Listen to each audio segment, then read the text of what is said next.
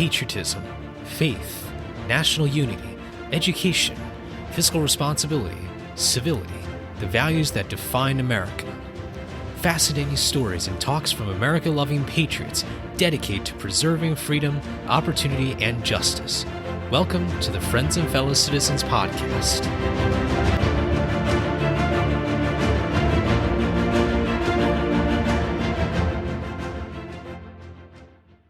Hello, everybody, and welcome to another episode of Friends and Fellow Citizens. I'm your host, Sherman Tylowski. Thank you so much for tuning in and for supporting this show. It's been almost 1 year since I started putting together the nuts and bolts of this podcast, so I just want to thank you so much for all of your support. Today, we've got a very special guest once again, and I cannot wait to introduce her now to the Friends and Fellow Citizens podcast. Leah Roddenberry is the current Miss Tampa 2020 author and Be a Lead Her founder. A recent graduate of the University of Florida, UF, Leah is a member of the Florida Blue Key, the oldest and most prestigious leadership honorary society in the state of Florida, and she founded the UF chapter of Ignite and currently serves as president. She is a 4-year member of the UF Dazzlers, member of the Alpha Delta Pi sorority, Rock the Vote Florida State Ambassador, brand ambassador for Real Talk, and the Service Vote 2020 Fellow for Youth Service America. Leah founded and currently serves as president for UF Ignite, a movement of young women who are ready and eager to become the next generation of political leaders.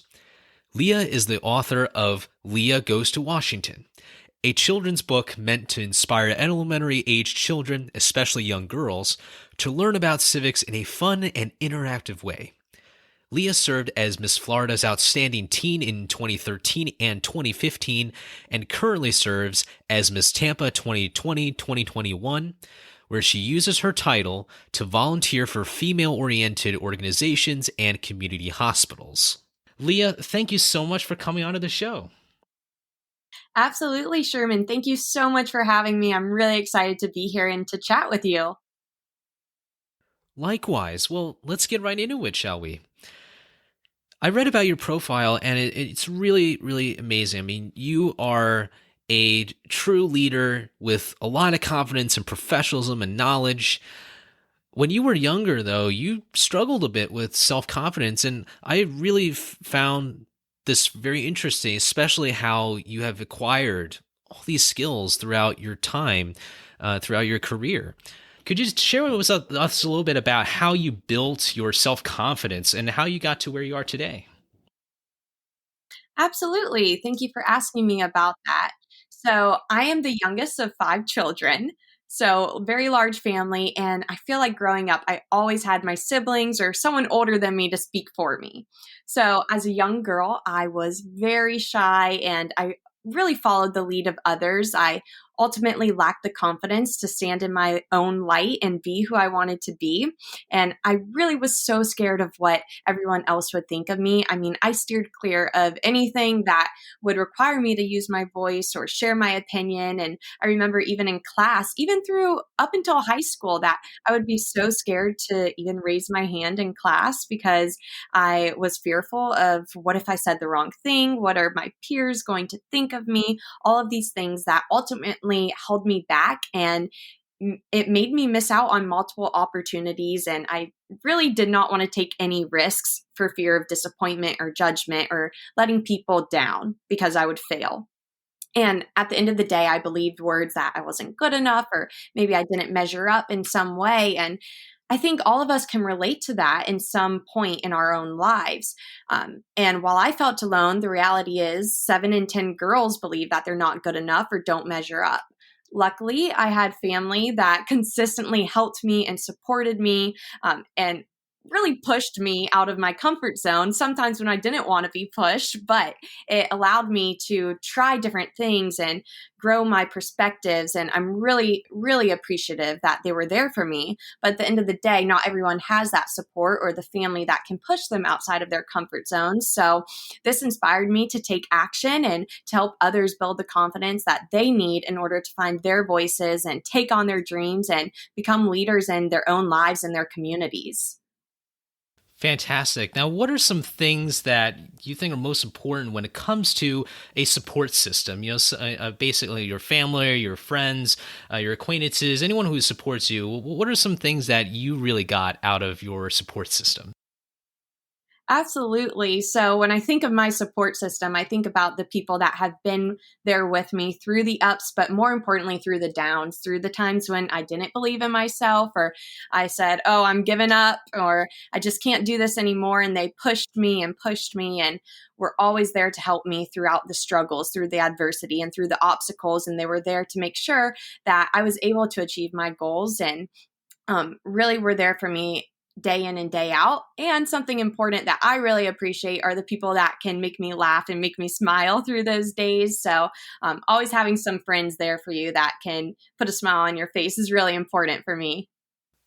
Laughter certainly is the best medicine, as the saying Absolutely. goes. But I just that's so inspiring, especially given the field that you work in, and there's a lot of literature about leadership. I took some leadership classes myself, and there's various different kinds of leaders, but I believe there's really quite a few common characteristics amongst different leaders. In your view, what do you think are the most important characteristics of a leader, and maybe more specifically a female leader, drawing based on your experiences? Sure. So I believe that really the most effective female leaders, especially female leaders, bring the best combination of grace and grit to their positions. So, on one hand, I think females are, compared to their male counterparts, are able to bring characteristics of empathy, compassion, humility, and those different life experiences, maybe as a mother or a caregiver, that they're able to bring those sides to the position and being able to relate to different communities on those levels is really important. While on the other hand, great female leaders, especially as females, have a lot of obstacles and adversity that they have to face along the way. So they have this really, really hard side to them, which isn't always bad. They can show some grit and resilience and the ability to maybe not take no for an answer when doors are shut in their face. And so on that side, female leaders are also able to persevere through adversity and never give up. So I think they bring this unique combination of grace and grit. And that's something I really admire in really effective female leaders. And hopefully something that I can show through my positions as well.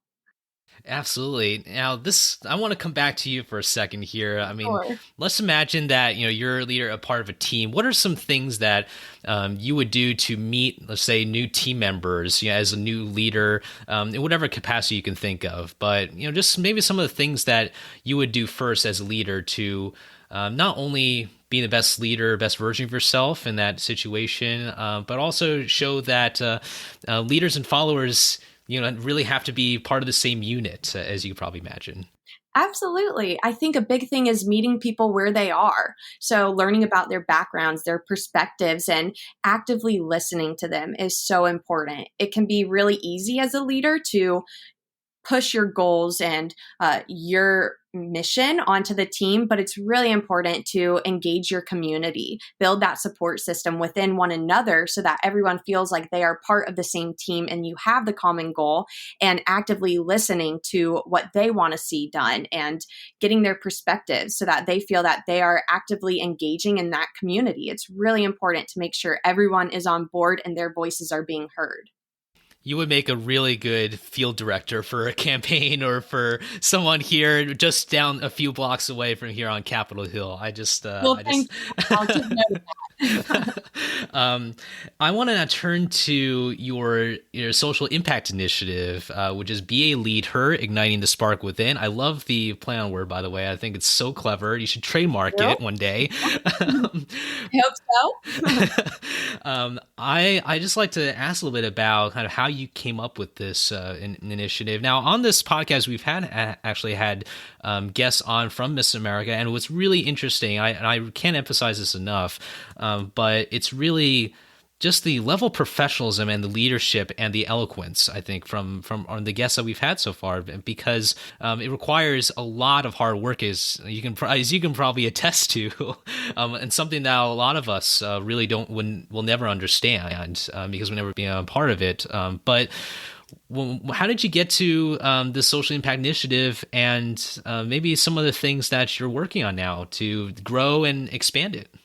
Sure. So it definitely takes hard work to be a candidate within the Miss America organization. And I really appreciate that you allow women from across the nation to come onto your podcast and speak about all of the work that they're doing in their communities, because we are, I believe, an untapped resource that many people maybe don't know about the Miss America organization and the hard work and the tangible impacts that we are making in our own communities across the nation from the local, state, and federal levels. So thank you for being a supporter of this organization. I'm very appreciative of that. But as you said, we all have our own social impact initiatives, essentially the platforms or community service projects that we are passionate about. And mine is entitled Be a Lead Her, Igniting the Spark Within.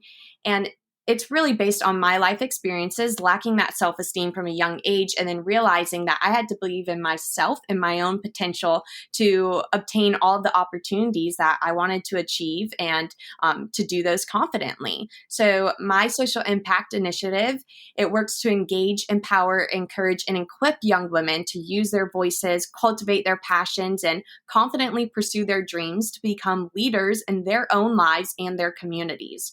So I've worked a lot to elevate the next generation of female leaders, because at the end of the day, think young women deserve and need to be taught the foundations of leadership and courage so that they can learn how to tackle any situation that may come their way and then utilize their potential to become the next leaders.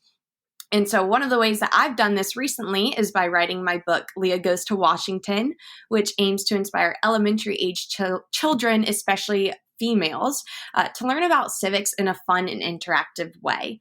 So it encourages young women to take the cutout character of Leah with them as they perform community service tasks and become engaged citizens at a young age. So they're invited to share pictures online with the hashtag Leah's Lead Hers and build a community of young women along the way that are excited to be politically ambitious.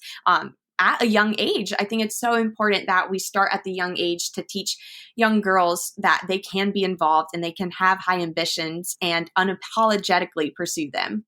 Wonderful. I just want to say, for this podcast especially, we often talk about how we're not engaging civics enough with young people. So, and that's one of the reasons why I wanted to be on the show, because you've already done that in your capacity.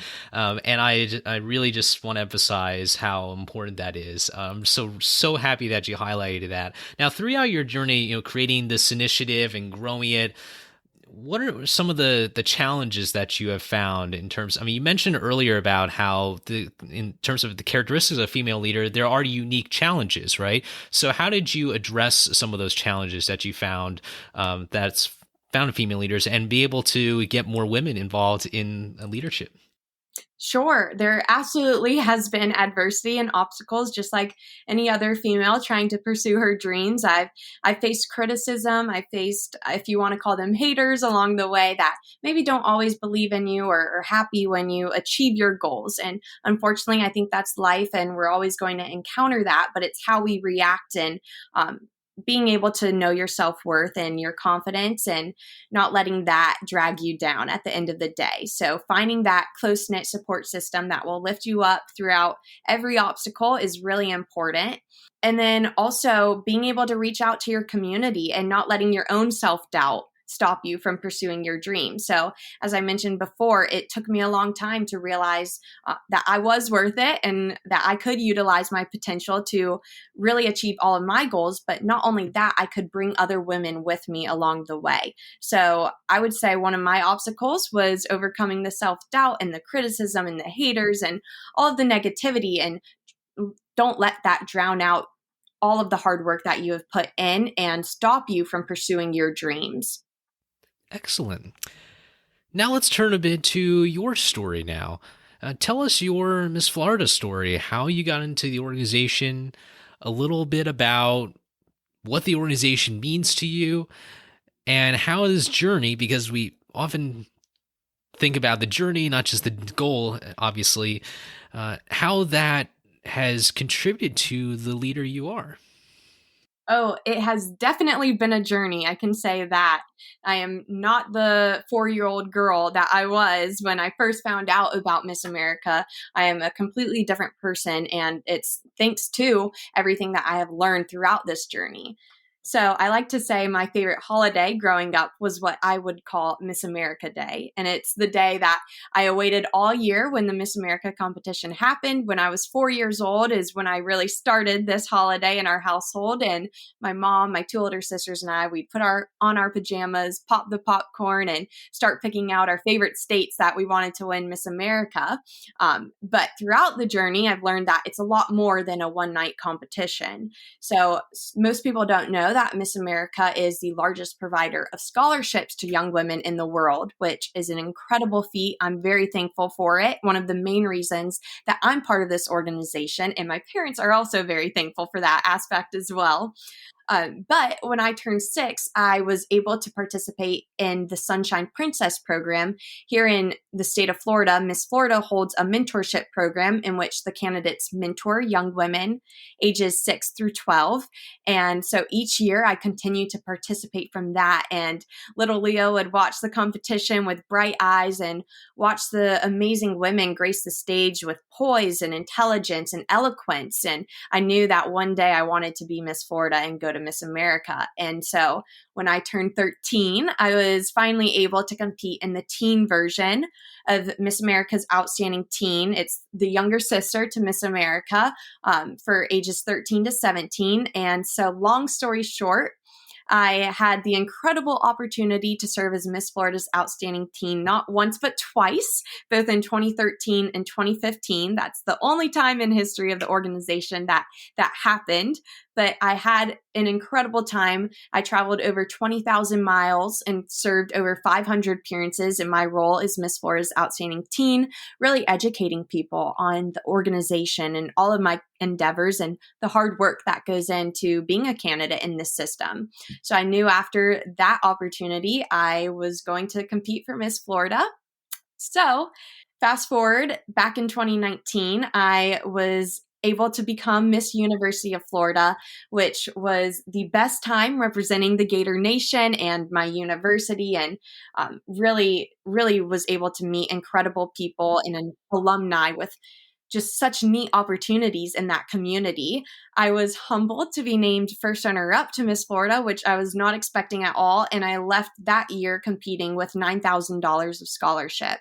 So just one of the best experiences of my life. And I knew I wanted to compete again. So I was honored to be named Miss Tampa back in March of 2020. Now, this is a funny story I'd like to share. So I was Sure, supposed to absolutely. compete at Miss Florida last summer, but because of COVID, Miss America postponed all of their competitions for a year. So I will now be competing. June 26th is the finals of Miss Florida. So very excited for that. But most people don't know as well that if you become Miss Florida or the state, when you head off to Miss America, you do have to commit 1 year of your life to serving in this role because it is a full-time position and job. And it truly is. It's a lot of work.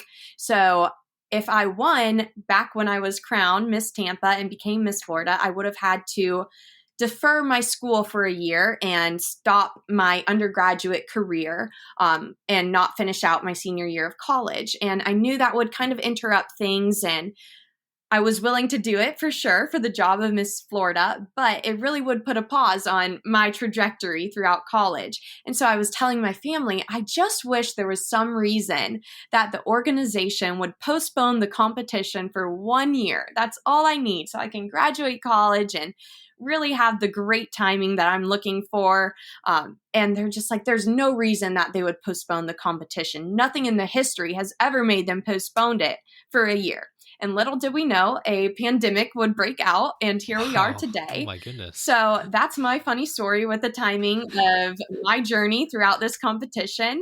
But at the end of the day, I'm really have had incredible opportunities serving as Miss Tampa, and very thankful for the community throughout this time, and really looking forward to Miss Florida this year. That is such an excellent answer, such an interesting story. I mean, I think everyone's got their own pandemic story. That's pretty crazy. Life works in such strange ways, which is why we will never understand Mother Nature and never understand how the world fully understand the world works. I'm not saying the pandemic or COVID is my fault, but that is one reason that I am thankful for it. It's weird that I never would have created this podcast probably if it wasn't for COVID. That's one of the weird things. There you go. I love that story, about, you and your family watching TV and, gotta have the popcorn. I like that part too. There's actually a really good popcorn place, just down the block. I need to get some maybe after this interview. Cool. But, I know, now I'm thinking it. they got different flavors and all that. It's wonderful. Oh, Anyway, yeah. I digress. I just, coming back a bit to your platform and what you do. I want to get a bit into some of the larger picture stuff. So it's really about thinking about not just the next year or so, or not just thinking maybe your time in the Miss Florida organization, but really thinking about when the next generation of lawmakers are, or next perhaps the next governor, or maybe the next president of the United States, who knows. And I want to come back to back to your platform a little bit. So let's start off with your book, Leah Goes to Washington, which you mentioned briefly earlier. As part of the initiative to foster curiosity about civics, do you think that we're just simply not putting enough resources or an effort into inspiring children for regarding civics, or do you think that there's some other factors you think that are contributing to what I see is a pretty big disconnect between younger generation, especially maybe kids, and how the political establishment or how things work here in this country? Definitely. I agree with what you're saying. I mean, I think a big part of it is the disconnect, not having enough resources, which is one of the driving factors between creating my book, Leah Goes to Washington. Especially, I published it during COVID. I was at these weekly Miss Tampa luncheons, which I had the opportunity to attend, and surrounded by educators and mothers that were telling me we don't have enough resources for our kids to stay busy when their school is virtual, and we don't know how to keep them preoccupied. So I thought this was the perfect time to create a resource that not only kept kids busy for the parents and educators, but also allowed kids, and especially young women, to learn about civics in a fun and interactive way. And I think that's also a main part of it, is that we're not having the conversations at a young age to talk about politics and have those discussions with kids. I think about my own personal experiences growing up, and I truly think I lacked the civics education in elementary, middle, and even throughout high school, honestly. I think it was sometimes overlooked, or maybe people said, oh, politics isn't fun, so let's not talk about it. But it doesn't have to be that way. And I think kids need to learn about politics and know that they can be politically ambitious, civically oriented, and engaged citizens, and they should be pushed to do so. So it's all about changing the conversations, making resources more attainable and fun. So I really encourage readers to take the cutout character with them. It makes them be interactive with the storyline and also engage them in their communities at the same time. So, my piece of advice is to start those conversations at an early age. And when kids ask about what's happening in the news, we don't have to brush over it. We can really talk to them about what's going on and hopefully educate them along the way to be politically ambitious and want to become leaders. Wonderful. And I just want to build upon that a little bit. You mentioned being able to get younger folks engaged in these things. They don't have to be left out, right? Because eventually these people will be turning 18 and voting in our elections and participating in our democratic process. So we have a lot of work to do, is what I'm trying to say, from an early age. Absolutely. And we don't have to wait till people turn 18 to make them engaged in the process. It starts at a young age. I know I couldn't wait until 18. I got my first New York Times subscription when I was like 14 or 15. So I was jumping on. I was like, "Come on, 18, let's go!" Excited to turn 18 to vote. It's something that I think we kind of brush over too. It is a big age. You're being able to be a true engaged citizen and voting in the political process. So it's something we should celebrate more often.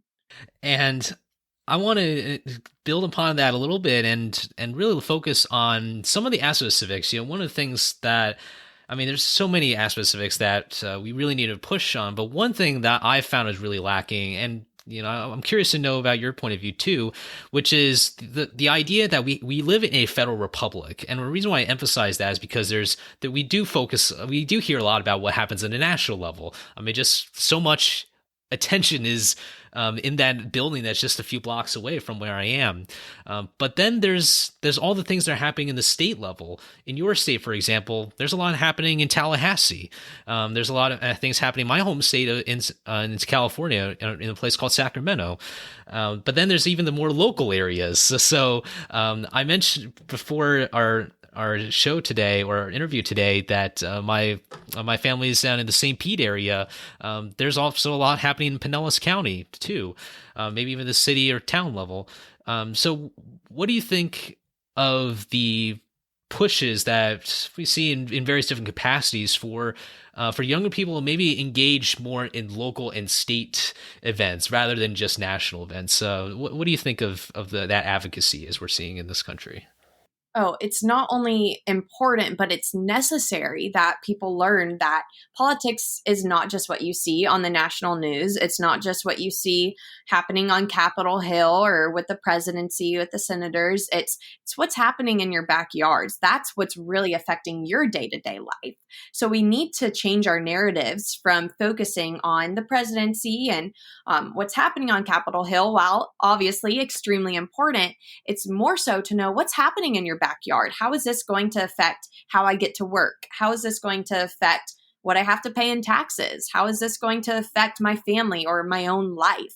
And so what we do at Ignite, and especially at the University of Florida Ignite, we were hosting different series throughout the months, and one of them was focused on different political offices that you can become involved with and educating our community that there are over 500,000 offices just on the local level. And that ranges from mayor to city commissioner to things you can't even think of that are able to be an elected office. So I think a large part is educating our students at a young age that politics does not just involve the presidency. It involves so much more than that. And there are really neat ways that you can become engaged in your community, even if it's on the school board or being an engaged parent for your children when they grow up through school. So really educating our kids about all of the ways that you can become involved in your community is so important and critical to fostering that community and building it up throughout the years.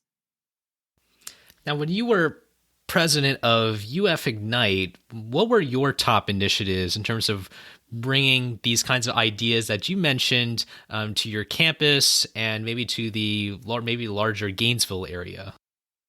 Absolutely. So I founded UF Ignite back in 2018. It is the first chapter in the state of Florida, and I am looking forward to working with them further since I've graduated to expand onto numerous chapters throughout the state at different universities.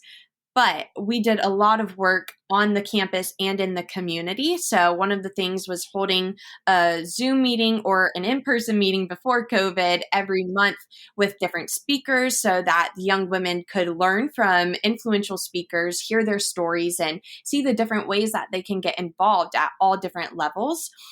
We hosted deans from the colleges that were the first females, and we're able to break barriers in that capacity to county commissioners, congressional candidates that even lost their roles. So I think it's really important to educate women that it's not always about winning the position, it's about putting yourself out there and learning throughout their own journeys. We also were able to host a women's march on the University of Florida campus to encourage more young women to run for political office.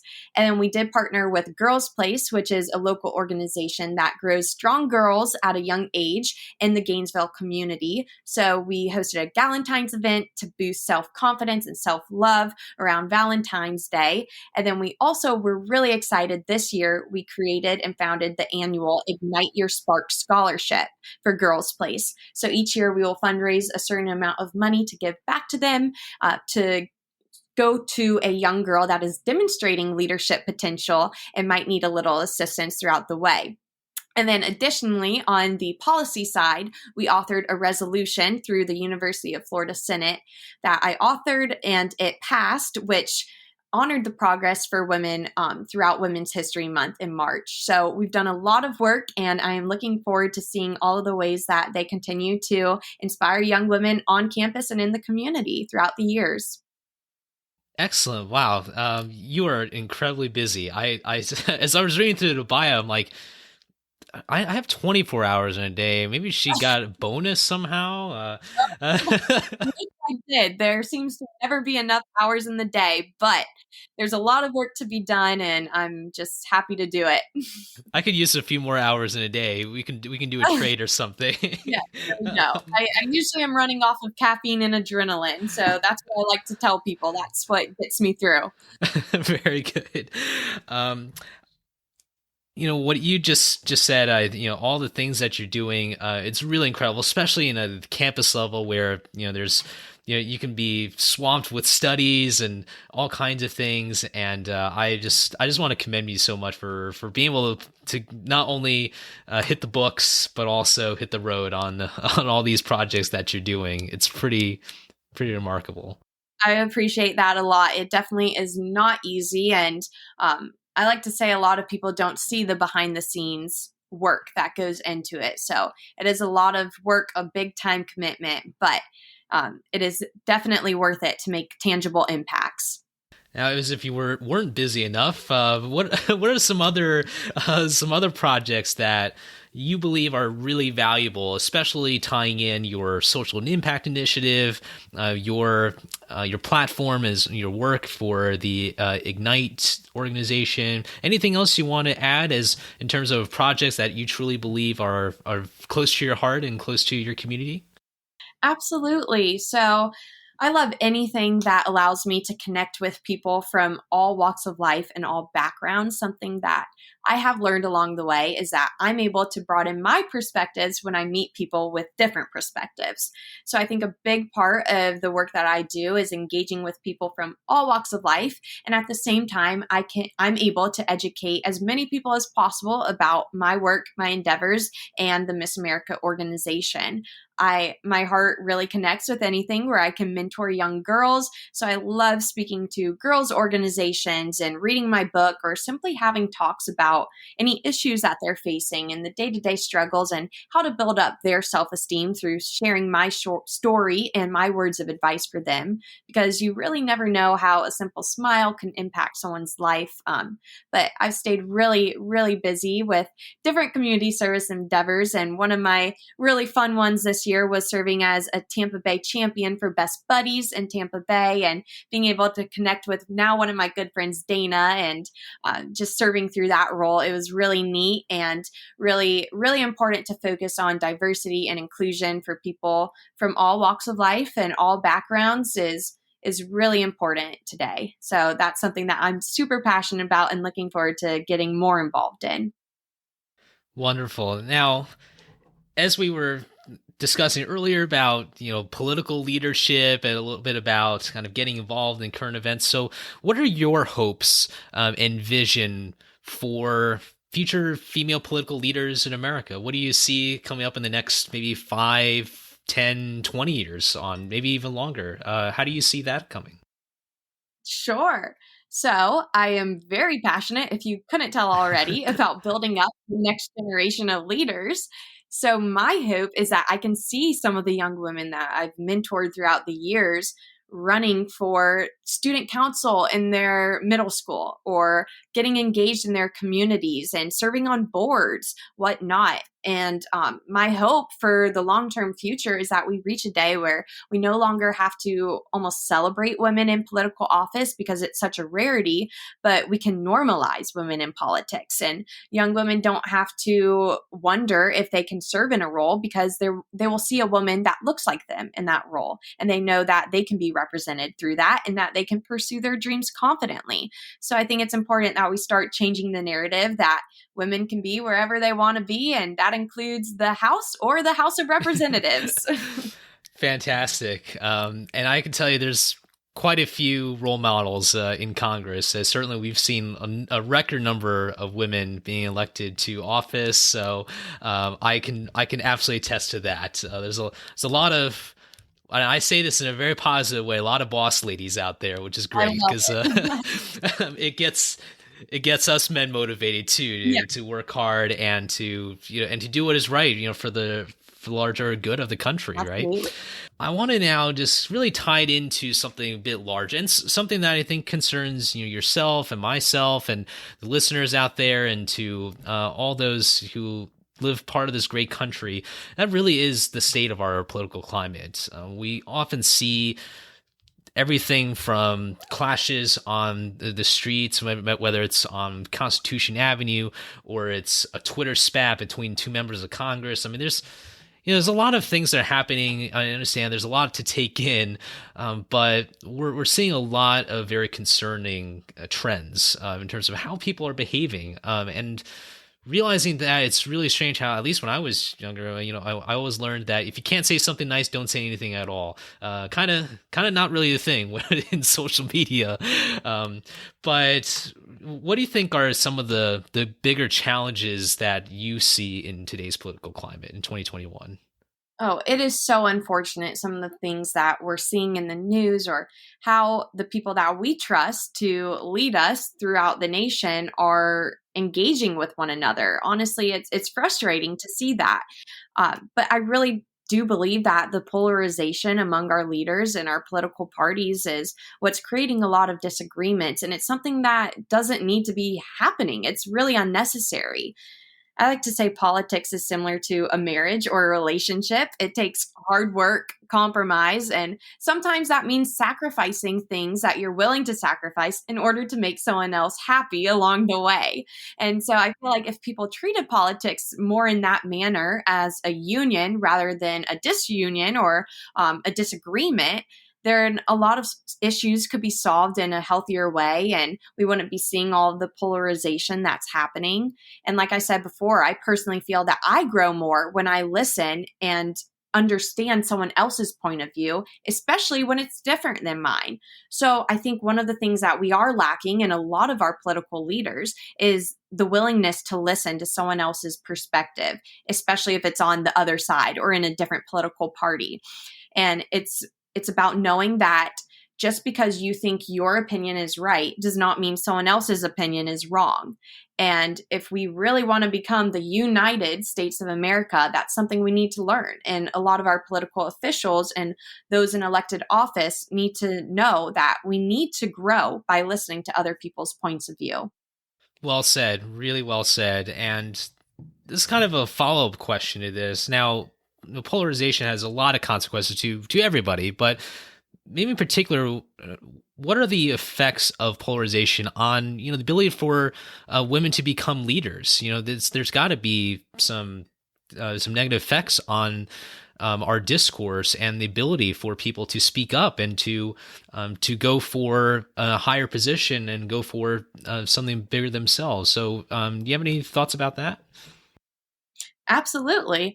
I think the polarization makes people almost afraid to speak their opinion, or it creates this kind of tension where people aren't able to say how they truly feel or to even ask questions about what do you think? Or is there a way we could have a conversation about it rather than yelling out your point of view or saying this is the way it needs to be done? And so it is so important that we have diverse leaders and especially more female leaders that have a seat at the table when these discussions are happening. That's ultimately why I do the work that I do, so we can have more women, and especially women from all backgrounds, from both political parties, from all walks of life, minority women, and women that have diverse perspectives to be able to represent the various communities throughout our nation. Because we truly are not democratic if we're not representing everyone and they don't have a seat at the table. And as we kind of wrap up, our discussion about the political climate in general, what are some things that you can think of that can help mitigate some partisanship? Bring people together to say, you know what, don't have to be yelling right now. Save your vocal cords for another time.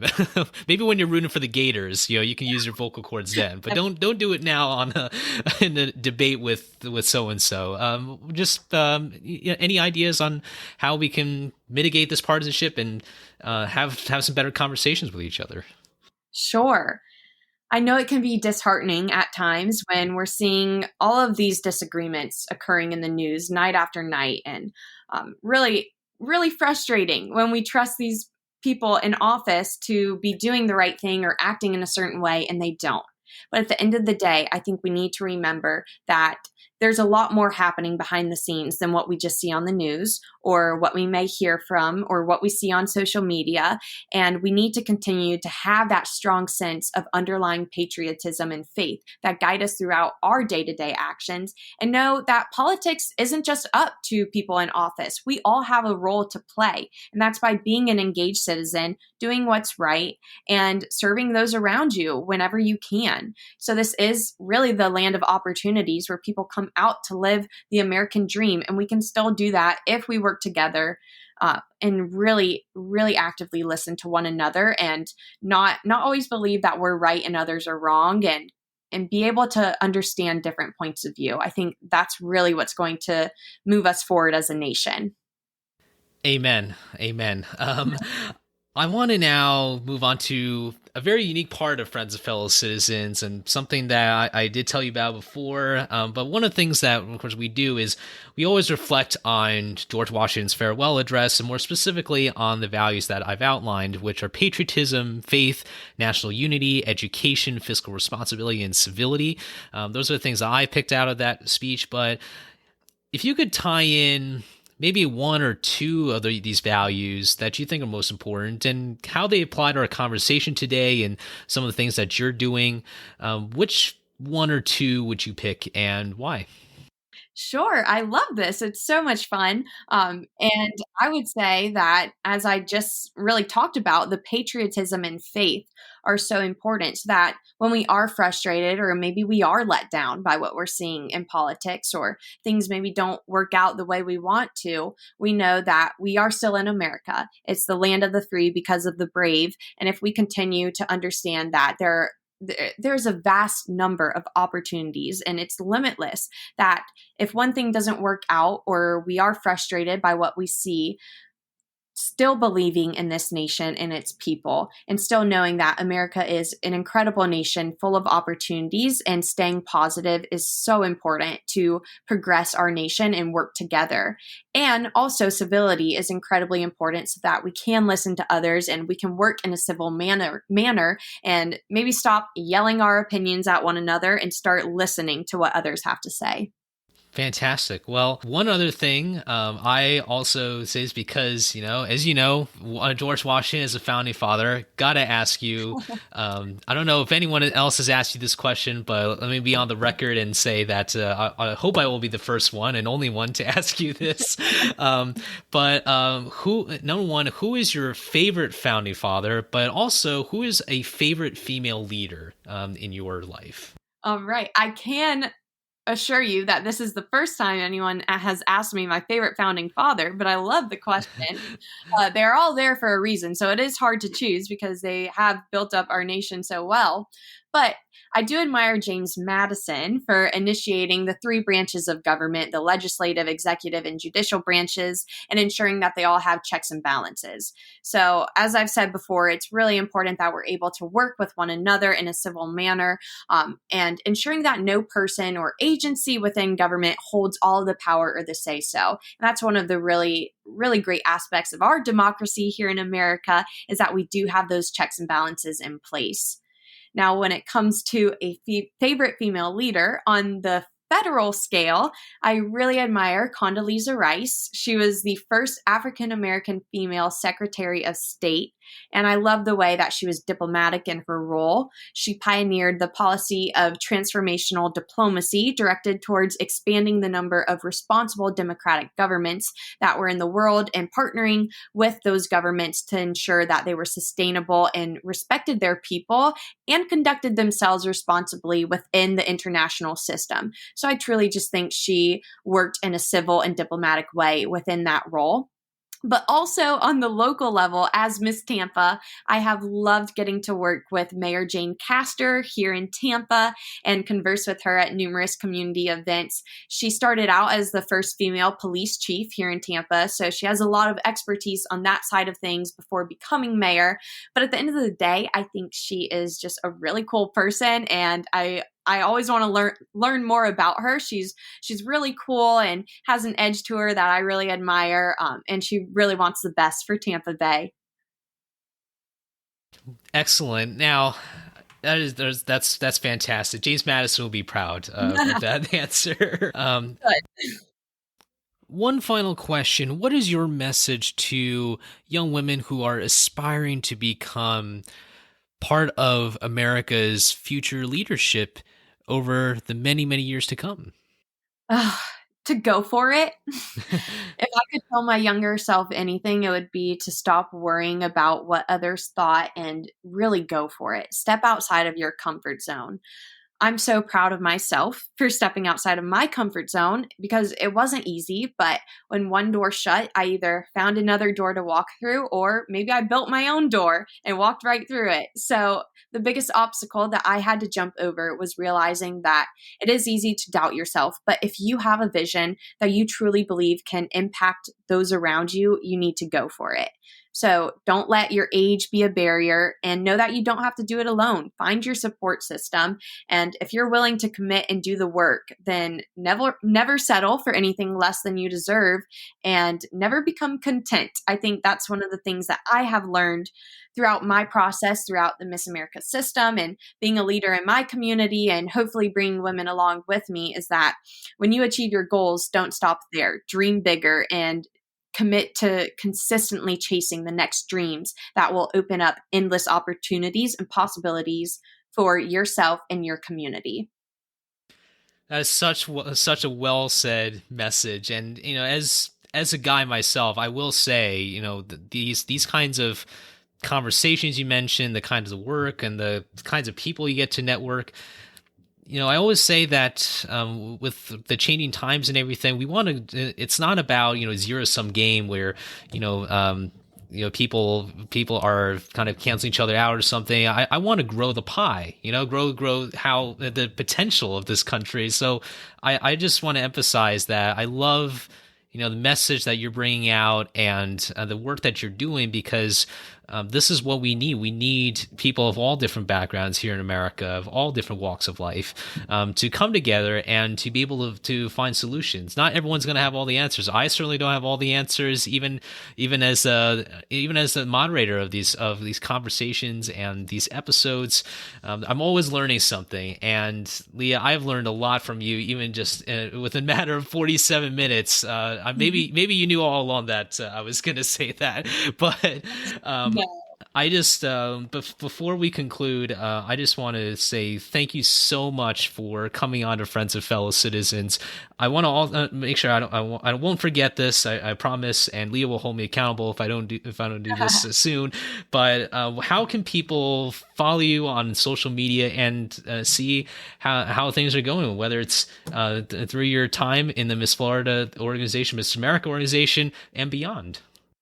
Yes, I would love to connect with anyone out there. Please reach out to me. Do not hesitate. You can follow me through my website, leahroddenberry.com. That has all of my social media, all of my press, and all of the day in and day out activities that I have been up to, staying very busy. And then also my Instagram at Leah K. Rod or at Miss Tampa.org. So please reach out. I would love to connect. Fantastic. I will make sure to link those in the show notes below. But Leah, I really want to appreciate you so much for taking the time out of your busy life to be on Friends and Fellow Citizens. I will just say this. I will absolutely be rooting for you in the Miss Florida competition. You have been absolutely extraordinary, and I hope that our fellow friends and fellow citizens will also join you in this great endeavor that you're going through. Thank you so much, Leah. Oh, thank you so much, Sherman. I really appreciate that. And I hope our friends and fellow citizens do wish me the best as well. It's a lot of hard work and a lot of time commitment being a candidate in this organization, but completely worth it. And this journey has been incredible. And I get the best opportunities such as this one. So thank you so much for your podcast and all that you do to educate America and our friends and fellows on civics and being engaged. I really appreciate that, Leah, and I know that you're going to do great. You're going to absolutely do a phenomenal job, and I hope that we will all be rooting for you on the side. Thank you so much for listening to this episode. I hope you enjoyed it as much as I did. Make sure to check out the links down in the show notes below. Also, make sure to subscribe to Friends and Fellow Citizens so you don't miss a single episode. Have a great rest of your day and rest of your week, and I will see you next time. Take care.